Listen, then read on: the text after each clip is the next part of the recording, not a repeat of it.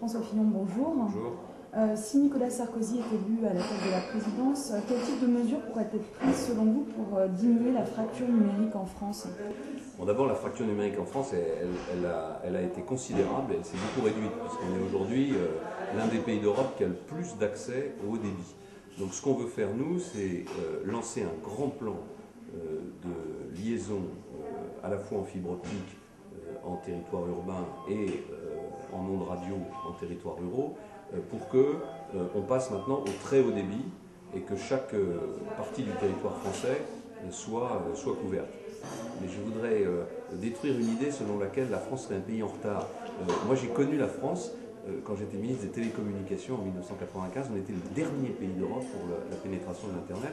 Aujourd'hui on a beaucoup rattrapé notre retard, il y en a naturellement pour beaucoup d'efforts à faire, mais je pense que la concurrence entre les opérateurs permet de rattraper ce retard beaucoup mieux que tous les plans nationaux. Et en ce qui concerne les foyers qui ne sont toujours pas équipés d'ordinateurs, qu'est-ce que vous comptez faire?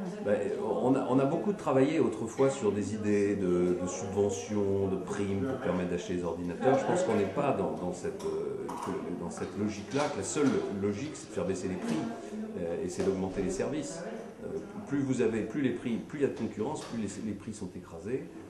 Et on voit d'ailleurs qu'aujourd'hui, l'achat d'un ordinateur est moins un problème de décision financière qu'un problème de choix culturel. Ce n'est pas les familles les plus modestes qui sont les moins équipées en matière d'informatique.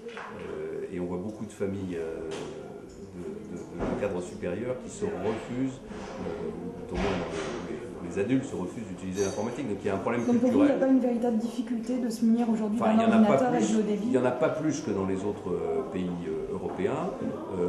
Aujourd'hui, la part consacrée par les ménages au budget télécommunications, c'est-à-dire téléphone portable et Internet, est considérable. C'est d'ailleurs une des choses qui est au fond assez surprenante et rassurante en même temps. C'est-à-dire que tout d'un coup, on fait irruption dans la vie des gens, dont les salaires n'ont pas augmenté, des dépenses nouvelles. On a souvent 2, 3, 4 téléphones portables dans un même foyer. On a l'accès à Internet, on a la télévision payante. Et c'est vrai que ça fait un peu de difficulté dans un budget qui, lui, n'est pas en augmentation. Mais je crois qu'il ne faut pas tomber dans l'idée que la fracture numérique pourrait être comblée par des opérations avec de l'argent public. On a besoin surtout de concurrence, on a besoin de services, on a besoin de compétition. Quand France Télécom avait le monopole, c'est là qu'on était dans la pire situation en matière de fracture numérique. Je vous remercie. Voilà.